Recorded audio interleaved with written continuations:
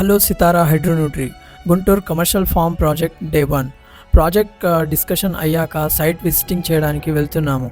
Same time ఇంకో customer terrace farm requirement ఉంది అని, మీరు ఎలాగో గుంటూరు వెళ్తున్నారు, సో అదే వేలో ఖమ్మంలో మా హాస్పిటల్ ఉంది, సో దానిపైన టెర్రస్ విజిటింగ్ కూడా చేసి అక్కడ కొన్ని వెజిటేబుల్స్ మేము పెట్టాము, సో అవి గ్రోత్ లేవు, సో దానికి కూడా కొంచెం సజెషన్ ఇవ్వండి అండ్ అలాగే టెర్రస్ ఫామ్ని విజిట్ చేయండి అని చెప్పారు. టెర్రస్ ఫార్మ్ కస్టమర్ వచ్చేసి డాక్టర్ గారితో మాట్లాడి వాళ్ళకి కావాల్సిన టెర్రస్ ఫార్మ్ రిక్వైర్మెంట్ వాళ్ళతో మా డిస్కషన్ అయ్యాక మా జర్నీ స్టార్ట్ చేశాము.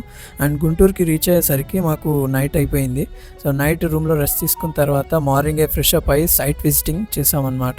సైట్ దగ్గరికి వెళ్ళాక అక్కడ కావాల్సిన మెటీరియల్స్ అండ్ వర్క్ అనేది ప్లాన్ చేసుకొని ఒక సిస్టమేటిక్ వేగా మేము వర్క్ చేయడం అనేది స్టార్ట్ చేసాము. చెప్పిన డేట్కి చెప్పినట్టే మెటీరియల్స్ అన్ని డిస్పాచ్ చేయడం స్టార్ట్ చేసాము. స్లోగా ఒక్కొక్క మెటీరియల్స్ సైట్లో అన్లోడ్ చేసాము. ఇక్కడ మేము 100 square metre ventilated poly shade net house construct చేస్తున్నాము.